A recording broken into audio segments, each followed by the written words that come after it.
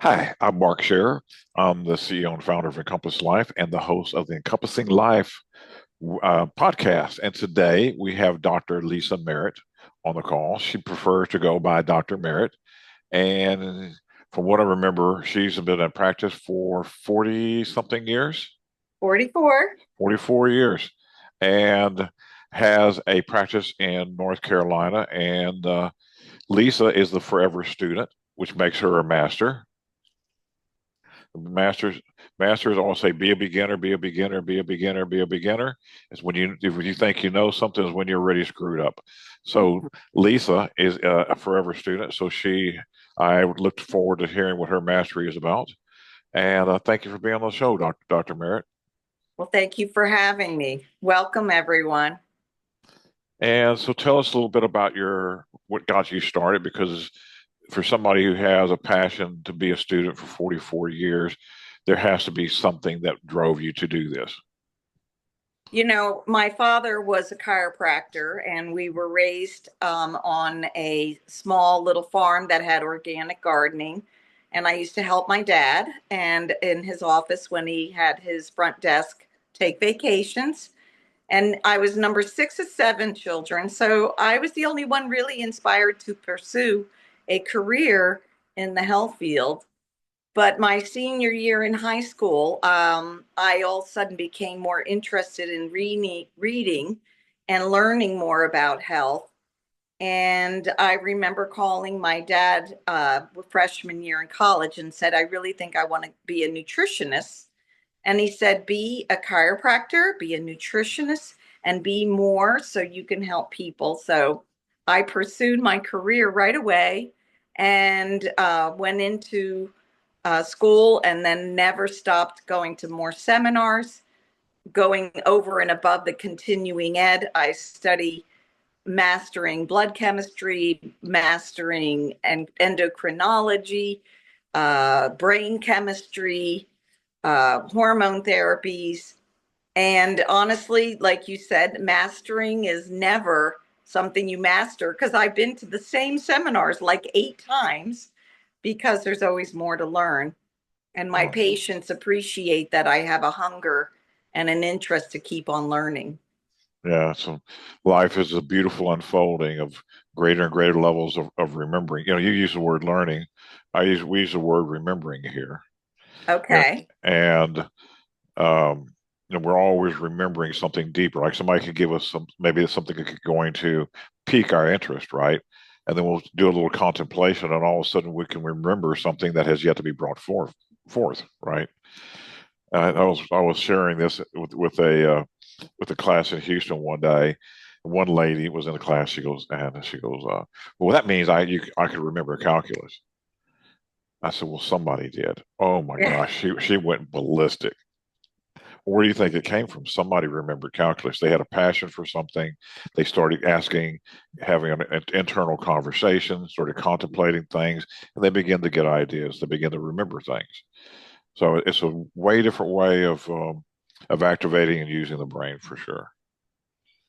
That's interesting how you say that because I also feel you can have increments of things you learn and then you start tying it together and maybe the things you're remembering become and mold you. Because in high school, I even did like transcendental meditation and then I got into Reiki and then acupuncture and naturopathy. So it ties together in so many ways. Even in art class I took on healing with colors comes to fruition with my patients when I have them on an acupuncture session and they then have their stillness to recall just through their envisioning.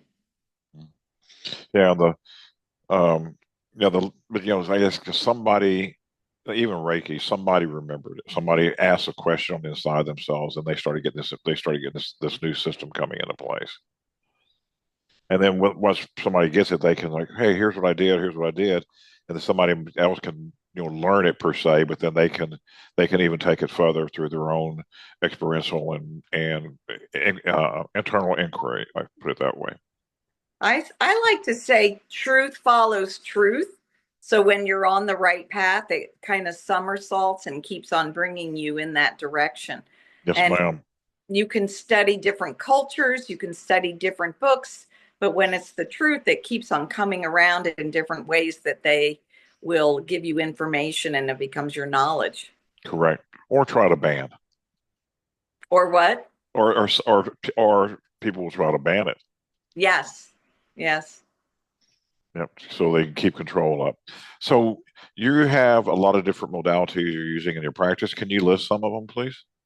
Yes, I have a very eclectic practice, is what I say. People have often asked me, why do you do so much functional medicine? Why don't you stop the chiropractic? Or if you like chiropractic, why do you do acupuncture?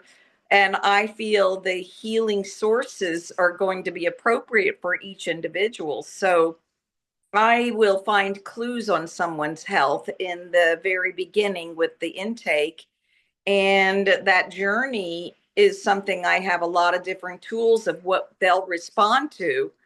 I will see any from a newborn baby to a 92-year-old woman and a football player. And what they're ready for is what I can bring them to a different level of healing and insight. So people may come for pain and not understand there's a lot of inflammation. So then I may need to do nutritional analysis, or people will come and have a lot of stress and they may not understand they need breathing techniques and meditations. And some people need to be touched. Everybody has different ways. And I've always felt that if I was going to be a true healer, I needed to equip myself with that and tune in to each person's needs, and also make sure that I stayed centered. Because if you're going to give to someone, you don't want them to drain you or you drain them. Right. So we Health, go anywhere from healthy from boundaries, healthy boundaries. acupuncture to nutrition to cold laser to exercises to chiropractic, and my massage therapists are there as well. Awesome. Yeah, and being able to offer all those different modalities, it's interesting to find which key is going to produce that unlock that person. Yeah. That's so true. And some people can have fear about being touched and having, say, the chiropractic or even the stretching. And I may need to understand a little more some of their history and baggage, even. There Right. could be trauma or some kind of, I'm not a licensed therapist, but I am heart math trained, which teaches you breathing and Right. understanding your heart rate by thoughts. Hmm. Yeah, I did some heart math as well. Okay.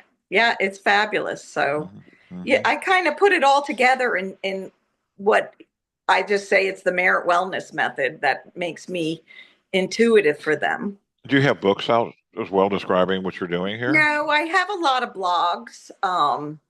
That's probably something I would do more as I go into my next step after, like I said, I'm 68 years old and I'm looking at what else I would love to write books and be more. I love speaking and teaching and sharing. So, Yeah, I have a couple coming out. They should be out this year. I got one we're going through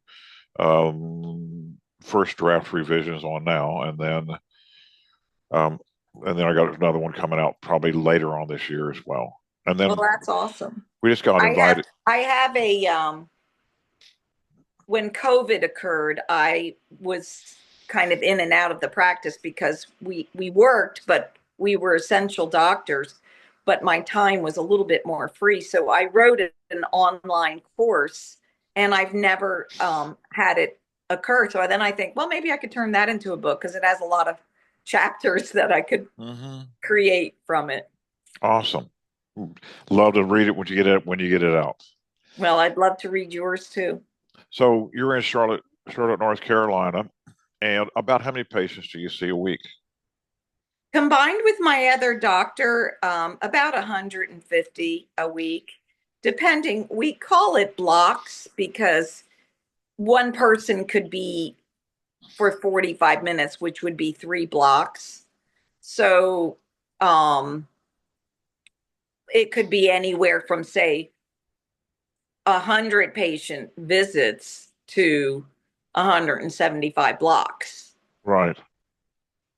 And, Yeah. somebody needs a little more time. If I am performing acupuncture, I can go see a couple more patients. And then I also do some online nutritional guidance and Okay. reports. Yeah, So if you're working with somebody for 45 minutes, that's not the traditional chiropractic model that's being pushed today. well, that's not, that's a functional medicine visit and or the acupuncture or other things that we do. Yeah. I know some of the chiropractors, you come in and it's 5 minutes in and out, you get in real quick. Well, that's never Everybody been, gets, I'm more relationship building, so I can't just do the same thing on the same every patient. And I enjoy getting to know I've seen some of the same patients for 40 years. uh-huh. Awesome. What do you love about what you do? I love that I'm honored to be able to help someone bring their bodies to a better healing state. I feel very blessed from that. I also I love what I do because there's always more to learn, like I said. Hmm. And one way is not always the right way to look at how to help someone. There's more to study, there's more research. Years ago when I used to take even vitamins, used to take just vitamin C, but now they will have more nutraceuticals where you study how other herbs or other components or enzymes can be added to enhance the direction of healing that you need it to be. So it's a Right. lot more interesting than just a product of a vitamin or of a food. It's how we eat it in the state of mind. And I love that for a person. I think I have to be the role model, a realistic role model, and I try to be realistic and in balance for them. Hmm. Yeah, because you were raised on organic farm too. The food back then tastes so much different than the food in the stores. That's true. Yep. I mean, I told you I was raised on a farm as well. Everything was organic back then. You know, we Well, we had, didn't even worry about water that much either. mm-mm. Well, they Yep. used to say, I'm not sure if I'll have all the facts, but I know like a head of broccoli, the amount of vitamin C in it is not the same of what it was like in 1960. No, no, So, it's just the elements of our environment do not bring nutrition in as much. And if anybody knows about farming, you've got to alternate what you're growing because that particular plant will drain it. And if you and I were just talking about cornfields, and if you're only just growing corn, then you drain certain minerals out of that soil. So it right, has to be replenished. right. Yeah, our cornfield was right on the banks of a river, so every couple of years it would flood and put all the silt in there, which was great fertilizer. So the the the, the land naturally replenished itself, and then we would bring cattle in to graze the corn when the stalks were down, and they would leave the nice fertilizer in there as well. So It's interesting because our body every 7 years has to have a whole turnover of the cells. And if we think of our own bodies having to go through a new wash or, what right, our terrain is, we have to bring in a new micro terrain of probiotics, prebiotics, and have our immune system turn and follow suit with healing. so do you have a particular patient you worked with that when you worked with, like, maybe first met them, we were like, oh my gosh, what do we got here? And then it turned into something where it had a really huge breakthrough.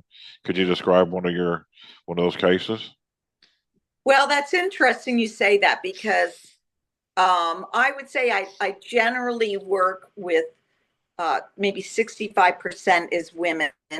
And I would say that it is a woman within the 40 to 55, 60-year range. Um, Oftentimes people think they have a hormone problem or just a gut issue, and there's so much more that ties into the problem because the body is beautifully made that one system helps the other. Hmm. And when I said that the body is like a triangle of health, I look at their structural side and I look at their emotional side and I look at their physiological side. So either those three sides are balanced or not balanced. Hmm. And I say it's either a helpful cycle or a vicious cycle. Um, and there's times that I had a pancreatic cancer patient who had part of the pancreas taken out, which is a pretty serious form of cancer. And she turned out to be one of my easiest patients. When I first worked with her, I thought, oh, this is going to be more intense for me. And I had great enzymes for her, did hormone balance, made sure her gut was healing well. So she was like really amazing until she went through menopause. Then I had to change, but most of the protocols stayed the same for her. Um, but then you can have a more complicated case that you think is an easy case, like, say, a migraine or something like that. And there's so many more nuances. So the challenges are to pick up the clues.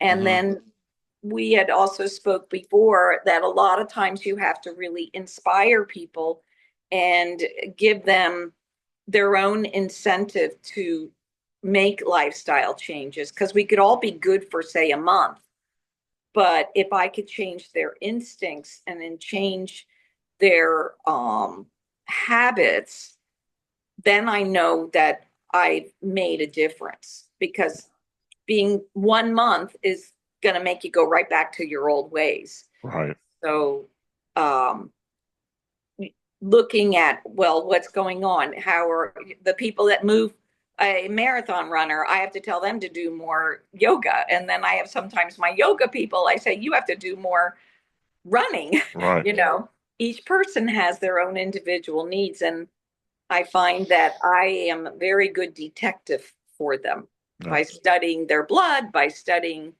their hormones, saliva, things like that, and then find out how are they structurally, chemically, and emotionally and ready to make changes. Yeah. Yeah. That emotional piece is big.